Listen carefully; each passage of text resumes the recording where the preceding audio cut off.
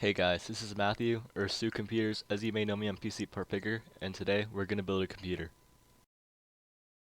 Okay, so the first thing we're going to do is install the CPU and the motherboard. This step does not require a screwdriver, but you'll need one later. Okay, so if you open your motherboard box, you should get a drivers and utilities CD, a motherboard manual,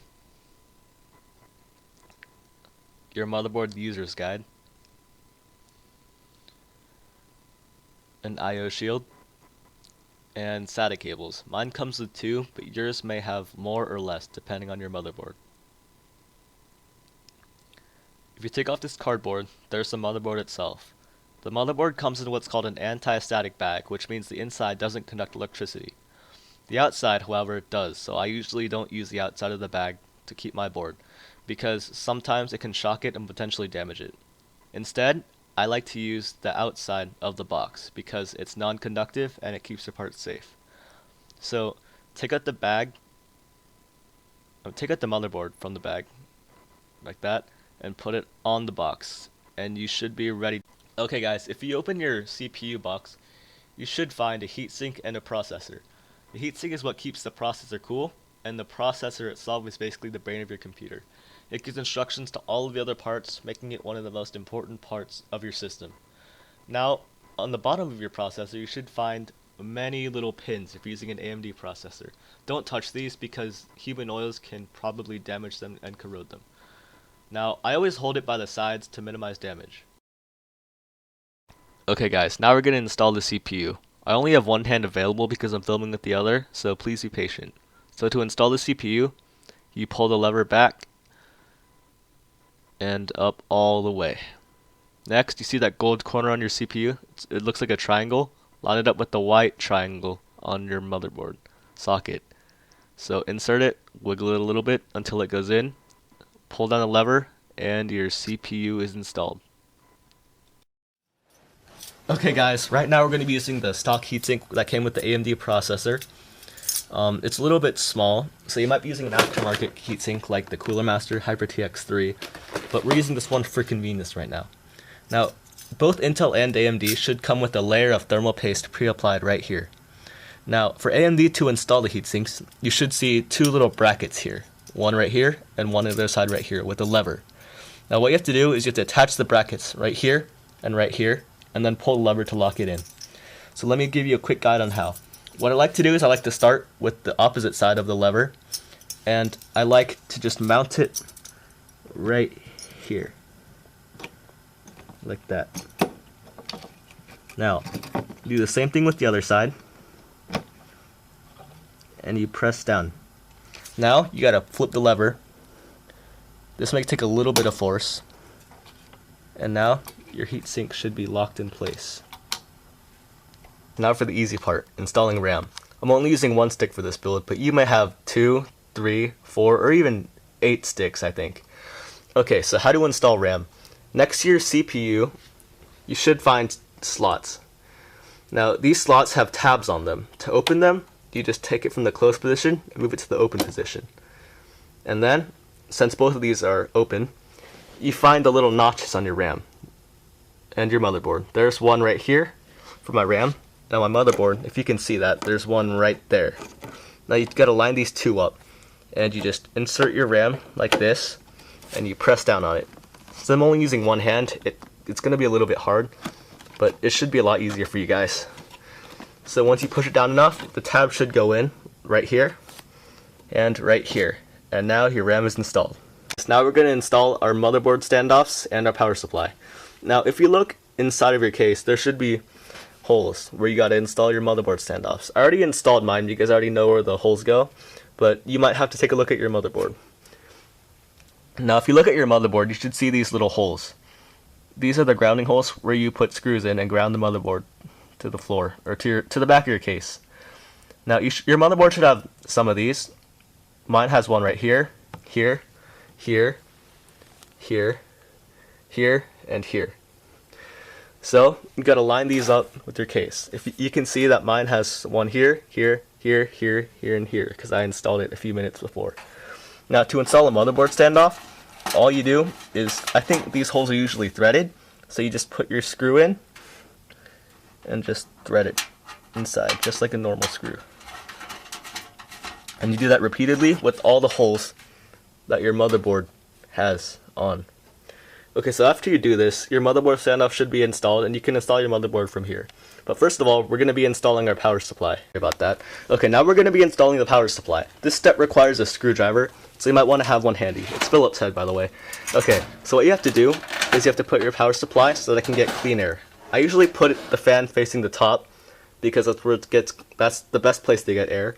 But since there's no holes on here, the FVM01 doesn't have that option, I'm going to have to mount it downwards.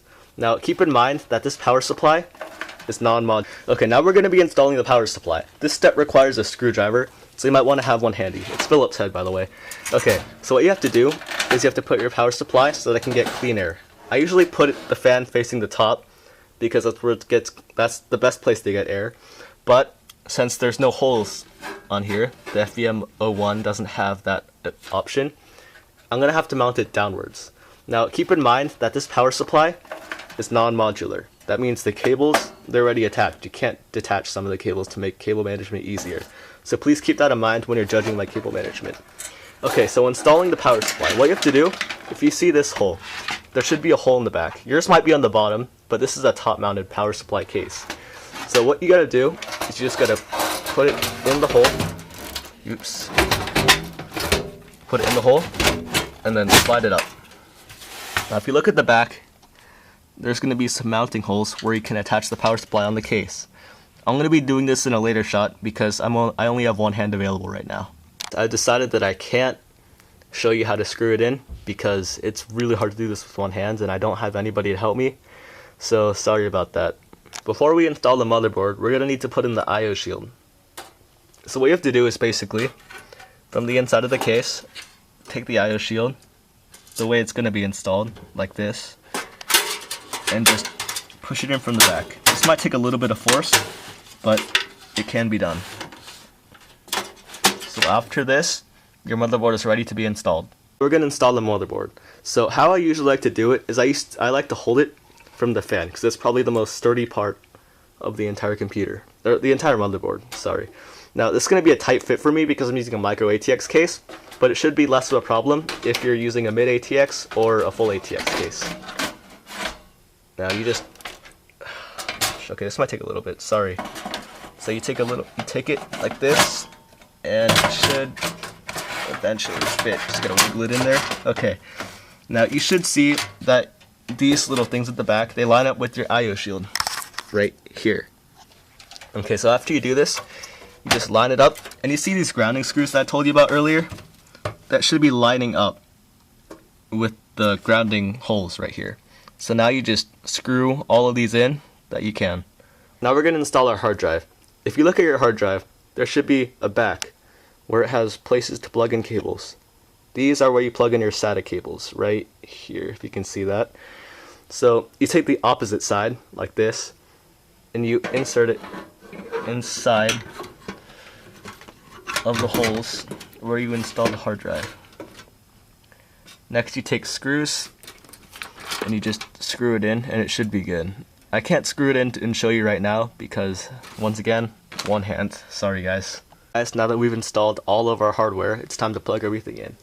So what I usually like to start off with is the 24-pin cable. It looks a little bit like this. It's probably the thickest cable you'll have in your power supply, and it connects to the 24-pin socket on your motherboard. Mine is right here.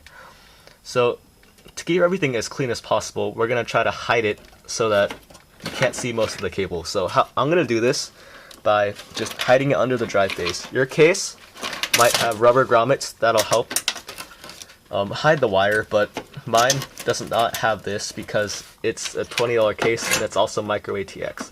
So what I'm going to do is I'm just going to plug it in right here, and then I'm going to stuff the cable underneath the 3.5 inch drive base. Yeah. Okay, so next you have to plug in the motherboard supplemental power. You might not be able to see this, but on my motherboard it's right here. So what I usually like to do is just get it out, I think it's this cable right here. So yours might be 4-pin, 8-pin, or even 12-pin, but mine is 4-pin, so I only need one of these. So I'm going to detach this really quickly. Give me a second. Sorry guys, that cable took too long to detach. Okay, so now what you have to do is line up. If you look at this closely, I think you can see it from here. Some of these are perfect squares, and some of these are rounded squares. So you gotta plug in the perfect squares with the perfect squares, and the rounded squares with the rounded squares. And then it should just plug straight in. So on this motherboard, it looks like it should be like this. Yep, and it just went straight in. Then you gotta tuck it under the drive bay again. Keep everything as neat as possible. And now your motherboard should have power. So you see this thing? This is a 3-pin fan header, or 3-pin fan wire, I guess. So you're gonna find the header on the motherboard. If you look here, this is my fan header.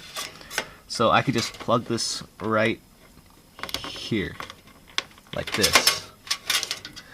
So there's really no place to tuck this, so I'm just gonna hide it around the back as best as I can. Okay, so now after this is done, we have to connect the hard drive to the motherboard. So we're gonna need 2 wires for this. We're gonna need SATA cables, and we're gonna need SATA power. So how we do SATA power is you take one of these connectors. It has sort of like a really small L shape if you look at it, but the L is like really small, so it looks more like just a straight line. But this only plugs in one way, so you should have no problem just plugging it in. And wait, give me a second. Yeah, I think I did this wrong. Yeah, okay.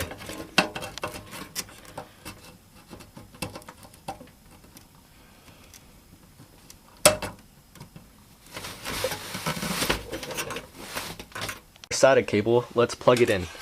So since there's not much room here, I'm going to use the right angle connector right over here. So there's plenty of room and I don't have to bend it that much. So then I could just take this end and I could just plug it straight in the SATA port. Wait until you hear that click. And then I could just like all the other cables, stuff this under the drive bays too. Now this cable management is not the best, I admit it, but it'll have to do since this case is just way too small to do any real cable management on it. We are almost done. Now all we have to do is plug in the front panel connectors and hide the rest of these wires right here. So to hide the rest of these wires, since I'm not using an optical drive, I could just hide these straight in here. See, now they won't interrupt airflow. Might not look great, but nobody's gonna see this part, so it's not really that big of a deal unless you have a windowed case. So I could just hide everything under these drive bays, and it still looks pretty good. So now we can plug in the front panel connectors. Now there's plenty of front panel connectors like HD audio, USB, and all these LEDs and power buttons. So if you want to plug these in, there should be instructions on your motherboard. See, mine is right here. I don't know if you can read that, but it's right there. Now, your motherboard manual should have instructions and a diagram of which port is the right one. So if we need to look that up, don't worry. Expert builders do that all the time, and there's no shame in it. So have out your manual. So now we have to plug in everything. Now this one is a USB, as it says right on the front, USB. So we're gonna plug it inside the USB. Make sure the pins, actually, because the pins, there's empty holes in here. So you gotta plug it in where it needs to be and not upside down. Okay, so I'm plugging this in. And you might have a little bit of trouble with this if it's your first time, because these things are probably the toughest part of building a computer. because you don't know which one goes which. So you just plug in all the wires where they should go.